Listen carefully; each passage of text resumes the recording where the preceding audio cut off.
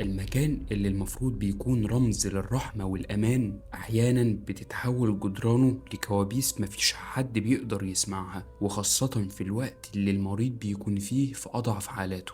ممكن يحصل كلام لو خرج للنور بيزلزل مجتمع بالكامل. اللي هنحكيه ده مش مشهد من فيلم رعب، ده للأسف الملخص المرعب اللي حصل واللي قلب منصات السوشيال ميديا كلها. مستشفى الشاطبي في اسكندرية، وخاصة قسم النساء والتوليد.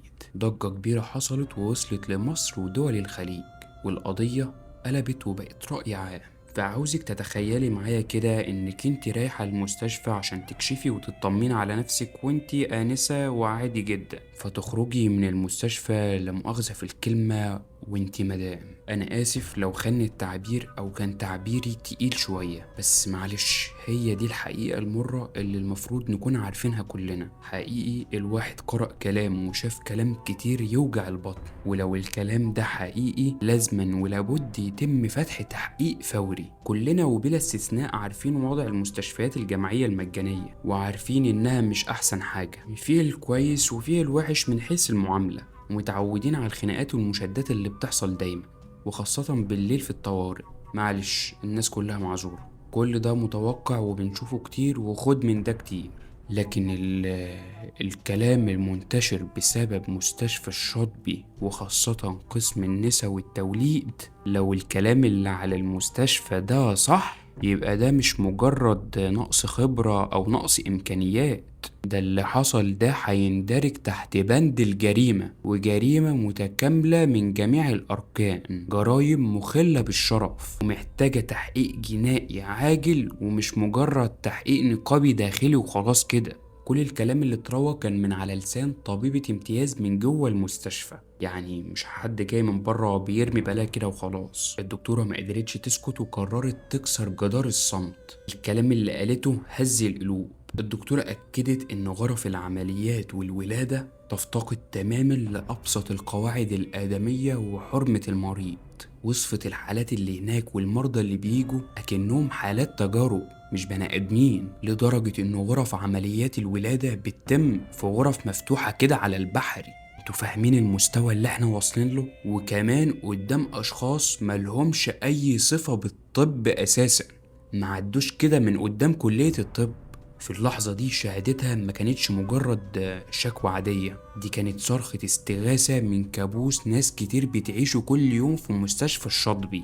وبمجرد ما الدكتورة دي اتكلمت اتفتح باب جهنم عليهم. جميع منصات السوشيال ميديا اتقلبت، وبدأت تظهر شهادات من ناس تانية اتعرضوا لنفس المشاكل اللي حصلت معاهم قبل كده. ما خلاص قلبهم جمد وعرفوا ان في حد هيسمعهم.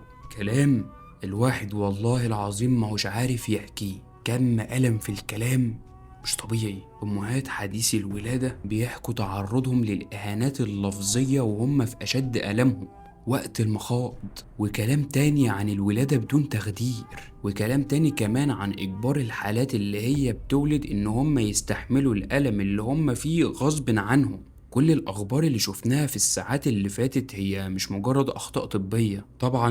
مع الضجة المرعبة دي المشكلة ما مرتش مرور الكرام كده وخلاص. جامعة اسكندرية قررت إنها تتحرك فورا وتفتح تحقيق رسمي، وأكدت إن أي تجاوز هيثبت هيكون حسابه عسير. ونقابة الأطباء طلعت واتكلمت وقالت إن مفيش أي شكوى اتقدمت لها لحد وقتنا الحالي، وطلعت وقالت بالبونت العريض أي حد حصلت معاه أي تجاوزات يتفضل بشكوى رسمية عندنا عشان نقدر نرجع الحقوق لأصحابها. ده غير كمان حاجات كتير أنا مرضتش أحكيها زي وبلاوي من دي كتير كانت بتحصل.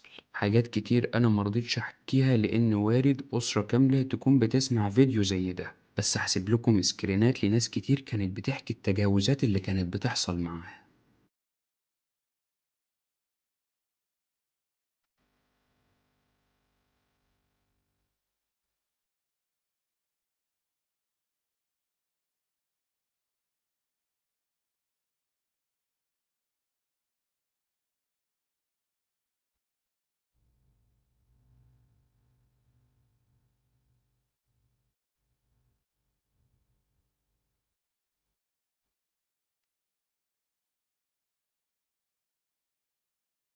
بس كده، واشوفكم في فيديو جديد.